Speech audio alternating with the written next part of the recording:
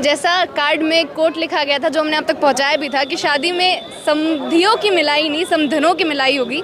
यही वो तस्वीरें हैं, यही वो विजुअल्स हैं जो हकीकत में आज शादी के दिन दिखाई दे रहे हैं। जो जो विचार उस कार्ड पर लिखे गए थे वो पूरे होते हुए यहाँ पर दिखाई दे रहे हैं, जब समधनों की मिलाई की जा रही है। जी, मैं गीता में विश्वास नहीं करता हूँ, रामायण में विश्वास नहीं करता हूँ, लेकिन वो हमारी क्या कह रही है? रामायण में सीता का स्वयंवर हुआ था या शादी? तो फिर हमारे को उस राम को मानने वाले को बुद्धि भ्रष्ट हो गई है क्या? जो शादी कर रहे हैं वो स्वयंवर क्यों नहीं कर रहे हैं? जो जनता इसको देख रही है, जो आपको समझ पा रही है, जो आपको सुन रही है, जिनके मन में ये सवाल था कि ये शादी कैसे हो सकती है बिना पंडित के, बिना ब्राह्मण के, बिना दहेज के, उनको क्या कहना चाहेंगे? मैं एक बात बता रहा हूँ, हमको दो आदमियों को मिलन कर होता है बिचौलिए से, वो दोनों अनभिज्ञ होते हैं ना, तब दूसरे को ढूंढते हैं, और दोनों विज्ञ होते हैं तो तीसरे को बिचौलिए की जरूरत क्या? दलाल की? नमस्कार, आप देख रहे थे जनता लाइव, मैं हूँ आपके साथ रवीना। जब देश में कोई ऐसा कार्यक्रम हो रहा होता है, कोई ऐसा इवेंट हो रहा होता है जो सालों तक एक उदाहरण के तौर पर पेश किया जाएगा, ऐसे कार्यक्रम को कवर करना, ऐसे कार्यक्रम में जाकर उसको देखना, उसके बीच में शामिल होना, उस उदाहरण के तौर पर देखा जाना एक ज़रूरत सी बन जाती है। और आज हम एक ऐसी ही शादी में मौजूद हैं, ऐसे ही कार्यक्रम में मौजूद हैं जो शायद आने वाले सालों में एक उदाहरण के तौर पर पेश किया जाएगा कि किस प्रकार से शुरुआत हुई थी इस चीज़ की, जब लोगों ने बिना दहेज, बिना पंडित, बिना सारी चीज़ों के, बिना दिखावे के शादी करना शुरू किया था। हरियाणा के जींद में अभी हम हैं। कुछ दिनों पहले एक इंटरव्यू हमारे चैनल पर आपके सामने हमने पेश किया था, जिस लड़के की शादी है उनके पिता का इंटरव्यू था। उनसे जानने समझने की कोशिश थी कि ये जो पहली शादी जिसका बारे में, जिसका जिक्र हमने पहली बार सुना है, किस प्रकार से होने वाली है। तो जो जो उन्होंने चीज़ें बताई वो देखने के लिए आज हम शादी वाले दिन ब्याह पहुँचे हैं। आप मेरे पीछे आसपास की चीज़ें देख सकते हैं, यहाँ शादी हो रही है, और इधर अगर आप देखेंगे तो किस प्रकार से शादी हो रही है वो आपको साफ दिख जाएगी।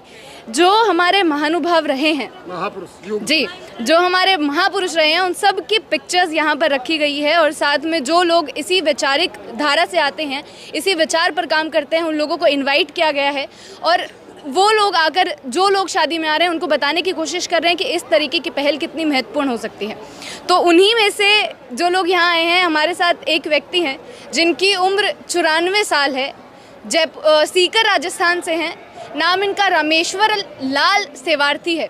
टाइटल में ही सेवार्थी आ जाता है, सेवा करने के लिए हैं, और वही काम आगे कर भी रहे हैं। जब आ रहे हैं चीज़ों को लेकर, तो इन्होंने क्या क्या काम पहले किया है।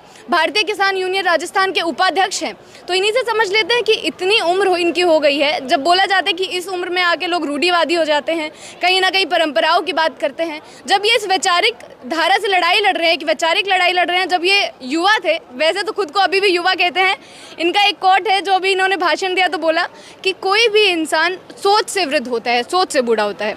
सर, सबसे पहले तो हमसे यही पूछूंगी, अब आप ये लड़ाई इतने साल से जारी रख रखी है आपने, जब आपने शुरू की थी, इन सारी चीज़ों की शुरुआत हुई थी, तब लोगों ने कैसे रिएक्ट किया था आपके आसपास के? मैंने मेरे जीवन की शुरुआत, जहाँ मेरा सीकर जिला रूढ़िवादी था, अशिक्षित था, और यूपी से हम अध्यापक ले जाते थे, वहाँ मैंने स्वयं शिक्षक के रूप में काम शुरू किया, और वो भी वहाँ के राजा के गांव में, जहाँ पढ़ना निषेध था। तो वहाँ से मैं चलता चलता इस मुकाम तक आया हूँ। और आज मैं एक बात ज़रूर आपको बुलाना दूंगा कि आपने इस समारोह को, जो एक पावन समारोह है, ये स्वयंवर है, उसको बार बार शादी शादी रिपीट करते हैं। मैं इसको अच्छा नहीं मानता हूँ, इसको अपनी डायरी में से निकाल दीजिएगा। हम लोग सभ्यता के पहले जनक हैं, भारत के लोग, क्योंकि विश्व में सभ्यता का जनक अगर कोई है तो वो कृषि का धंधा है, और कृषि का धंधा सबसे पहले भारत में हुआ है। लेकिन बीच का पीरियड हमारा ऐसा हुआ कि हम स्वयंवर प्रथा, भारत के जो है ना सभ्यता के जनक होते होते, और आज 2-2,500 साल गुलाम रहे। ये गुलामी का पीरियड था, तब शादी और विवाह सब आया हमारे दिमाग, हमारे देश में। वहाँ के विवाह और शादी कहाँ थी? हमारे यहाँ तो स्वयंवर था कि लड़के लड़की अपने जीवन साथी स्वयं चुनते थे, और इसीलिए भारत जो है ना सर्वश्रेष्ठ भारत था, जगत गुरु भारत था। हमने भारत की इतिहास को ही नहीं पढ़ा है, भारत के इतिहास को गलत दिशा दी है। और मैं तो इसे हमारे साथी जो सुभाष जी कुंडू हैं, उनका ऋणी हूँ कि हम मेरी मन की पीड़ा जो है इन्होंने आज साथ साथ करके दिखाई, पूरे देश को संदेश दिया। या तो हमारे रहनुमा सर छोटू राम ने दिया था, अरे भोले किसान अपनी बात कहना सीख ले, दुश्मन को पहचान ले। और दूसरा उसने संदेश क्या दिया था कि पहला रिश्ता खून का और दूसरा जाति का और तीसरा धर्म का। तो हम तो तीसरे धर्म के ऊपर देश को बर्बाद कर दिया, खून के रिश्ते को हमने दुश्मन मान लिया, भाई भाई को ये लड़ाने का काम किया विखंडनकारी तत्वों ने। और वो देश में जो है ना मंदिर मस्जिद धर्म कर्म के नाम से उलझाते हैं। भारतीयता कौन है, जबकि आज की तारीख में हम सारे भारतीय हैं। अगर भारत का कोई नागरिक नहीं है, वो हिंदू नहीं हो सकता, मुसलमान भी नहीं हो, पारसी नहीं हो सकता, पहला भारत का नागरिक है तब कुछ है। लेकिन हमने पहले नागरिक को न मान करके हम पाखंडों को मान बैठे, ये हमारे पतन का कारण है। इसलिए मैं इनको धन्यवाद देता हूँ कि देश को पतन के रास्ते से जाने से बचाने के लिए इन्होंने आयोजन किया और मेरे जैसे को बुलाया है। धन्यवाद। देखिए नहीं रुक जाइए, अभी काफी सारे सवाल हैं आपको लेकर। इतनी जो बड़ी बात आपने बोली है, इतने सवाल उभर रहे हैं उससे कि जनता भी जागरूक होगी कि इस उम्र में अगर आप ये बातें कर रहे हैं और एक तरफ जब युवाओं को हम देखते हैं, आज का युवा जिस तरीके की न्यूज़ सामने आती है, जिस तरीके की इन्फॉर्मेशन सामने आती है, जब धर्म की बात आती है तो किस तरीके से बंटवारा हो गया है, ध्रुवीकरण हो गया है, उनके सामने जब आप ये वैचारिक चीज़ें रखते हैं, क्या लग रहा है कि बदलाव हो पाएगा? और हम इतना आगे जो आए हैं, आपने भी संविधान का जिक्र किया और यहाँ पर भी डॉक्टर BR अम्बेडकर की प्रतिमा लगी हुई है। संविधान ने जिस चीज़ का जिक्र किया था, क्या हम उसको भूलते जा रहे हैं? हम भ्रमित हो रहे हैं। धर्म कोई शब्द नहीं है, भ्रमित शब्द है। धर्म का अर्थ समझते हैं क्या? धर्म वो है जो मानव को मानव से मिलाता है, जोड़ता है, भाईचारा पैदा करता है, एकता पैदा करता है। और जो विखंडन पैदा करता है वो धर्म हो ही नहीं सकता। इसलिए धर्म कहाँ है? आडंबरवाद है, पाखंड है। धर्म वो है जो भाई से भाई को जोड़ता है, इंसान से इंसान को जोड़ता है, समाज से समाज को जोड़ता है, वो धर्म है। या उनको तोड़ता है वो धर्म है। तो जो आज यहाँ पे जो स्वयंवर हो रहा है, क्योंकि शादी आपने मना किया है बोलने को, जब इसका कार्ड वायरल हुआ सोशल मीडिया पे तो सब सवाल कर रहे थे ये किस तरीके की शादी होगी, बिना पंडित के शादी कैसे हो सकती है। ये सारी चीजों पर आज पूर्ण विराम लगा है। ऐसा है जो आदमी ऑर्थोडॉक्स है, स्वयं निर्णय लेने की स्थिति में नहीं है, जिनका वैज्ञानिक सोच डेवलप नहीं हुआ है, वो आदमी ऐसी बात कहेंगे। जिनका वैज्ञानिक सोच डेवलप हो गया है कि मानव अपना फैसला स्वयं करने का और राइट है, क्योंकि वो अपराध करता है तो भी सजा वही भोगता है ना। समाज तो उसका जो है ना, जैसे रिश्तेदार हैं उनके असर जाता है, लेकिन मूल तो खुद भोगता है ना। तो उसका सोच जितना हो, तो हमारा सोच ही अभी विकसित नहीं किया। मैंने क्या कहा, पहला रिश्ता खून का है तो हम खूनी भाई हैं, तो फिर जात कहाँ से आ गई? जात तो मनुष्य जाति है। ये टाइटल है, टाइटल को हमने जात में स्वीकार कर लिया। जाट जाति है क्या? कुमार जाति है क्या? ब्राह्मण जाति है क्या? क्या है फिर? मनुष्य है, मानव है, और उसको हमने टाइटल दे करके जाति मान लिया। ये कहाँ से? अगर ब्राह्मण का लड़का और एक मेघवाल की लड़की रिश्ता करो, फिर वो शादी होती है कि नहीं? उसका स्वयंवर होता है कि नहीं? और प्रजनन होता है, तो जाति कहाँ से आई?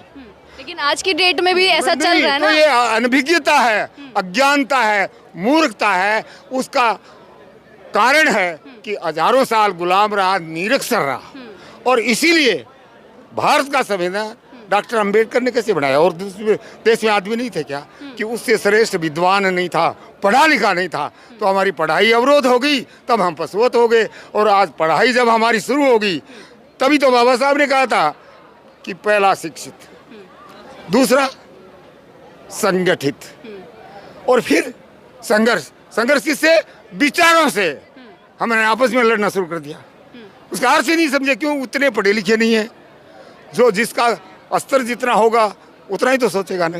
लेकिन आज जब यहाँ पर हम ये इस तरीके की चीज़ें देख रहे हैं, ये जो तस्वीरें यहाँ से अब जाएंगी बाहर, जो लोग देखेंगे कि किस प्रकार की शादी हुई है, क्या लग रहा है सही में उदाहरण के तौर पर आगे देखा जाएगा इस चीज़? मैं एक बात बता रहा हूँ, ये कोई नई बात नहीं है। ये मूल जड़ पे गए हैं, और मूल जड़ पे गए हैं तो कुछ जो आदमी मूल से भटके हुए हैं ना, वो छटपटाएंगे, बाकी इनका अनुसरण करेंगे। मतलब इस तरीके से शादी करना मूल रहा है हमारा। मूल हमारा स्वयंवर प्रथा मूल है। क्यों? आपका मैं गीता में विश्वास नहीं करता हूँ, रामायण में विश्वास नहीं करता हूँ, लेकिन वो हमारी क्या कह रही है? रामायण में सीता का स्वयंवर हुआ था या शादी? तो फिर हमारे को उस राम को मानने वाले को बुद्धि भ्रष्ट हो गई है क्या? जो शादी कर रहे हैं वो स्वयंवर क्यों नहीं कर रहे हैं? बड़ा सवाल है। तो आप ये जो आपके विचार हैं, जब आपने शुरू किया था, क्या किसी आसपास के लोगों ने बोला नहीं कि किस प्रकार की बातें रख रहे हैं सामने? मैं इसलिए नहीं बोला कि मेरी बात को समझा नहीं, और समझने की मादा जो है ना हुई तो उन्होंने कहा ये अनपढ़ आदमी बावड़ा है। तो उसका मेरे पास क्या जवाब था, लेकिन कोई समझदार आदमी था और उसने मेरे साथी बन के बुलाया। मैं धन्यवाद देता हूँ कि मेरी बात को उजागर करने का मौका मिला। एक आखिरी सवाल से खत्म करेंगे सर। जो जनता इसको देख रही है, जो आपको समझ पा रही है, जो आपको सुन रही है, जिनके मन में ये सवाल था कि ये शादी कैसे हो सकती है बिना पंडित के, बिना ब्राह्मण के, बिना दहेज के, उनको क्या कहना चाहेंगे? मैं एक बात बता रहा हूँ, हमको दो आदमियों को मिलन कम होता है बिचौलिए से। वो दोनों अनभिज्ञ होते हैं ना, तब दूसरे को ढूंढते हैं, और दोनों विज्ञ होते हैं तो तीसरे को बिचौलिए की जरूरत क्या है, दलाल की जरूरत क्या है? मतलब इस तरीके से होना चाहिए आगे। आप अपने जीवन का फैसला खुद करने, जीवन का दंड तो आपको भोगना ना। आपने कभी पहले ऐसे कुछ कराया है? मैंने किया है। सबसे पहले 80 में मेरे बच्चे की शादी की तो रात को शादियाँ होती थी। तो मैंने कहा रात को तो शुभ काम नहीं होता है, चोरी चकारी का काम हो सकता है, शुभ काम तो दिन में होता है, सूर्य की साक्षी में होता है। तो मेरे पिताजी भी नाराज हो गए, लेकिन संयोग से गांव वालों को मैंने मनाया, बुला चुपड़ा के, और मेरे बच्चे की दिन में शादी की शुरुआत की मैंने 80 में। अच्छा, उस समय पे 80 में। और अभी भी लगातार इस तरीके की चीजें जा रही हैं। कारवा देख लो आप, बढ़ रहा है, बढ़ रहा बढ़ता जा है। रहा है। और मेरे आप जैसी बेटियां जब चंद्रमा में जा रही हैं, रासों में जा रही हैं, तो हम पीछे क्यों रहेंगे? ये रूढ़िवादिता ज़्यादा दिन चलेगी नहीं, विज्ञानवाद के आना पड़ेगा, और बेटी बेटों में भेद मिटाना पड़ेगा, और दोनों की मर्जी से जो है ना स्वयंवर करना पड़ेगा। यही राष्ट्र के निर्माण के लिए शुभ संकेत है। चलिए, बहुत बहुत शुक्रिया आपका। तो इनसे बात करके एक चीज़ तो साफ हो गई है, समझ आ गई है कि जो वैचारिक लड़ाई होती है उसका उम्र से कोई लेना देना नहीं है। जो अपने विचारों को सामने रख सकता है, जो समाज को बदलने का, समाज को सुधारने का काम कर सकता है, वो किसी भी उम्र में आके किसी भी तरीके से किया जा सकता है। और ये स्वयंवर, शादी आज उस चीज़ का एग्जाम्पल है कि यहाँ से किस तरीके से चीज़ें बदलाव हो सकती हैं। इसी प्रकार जनता के मुद्दा तक पहुँचाते रहेंगे, बने रहे हमारे साथ। शुक्रिया।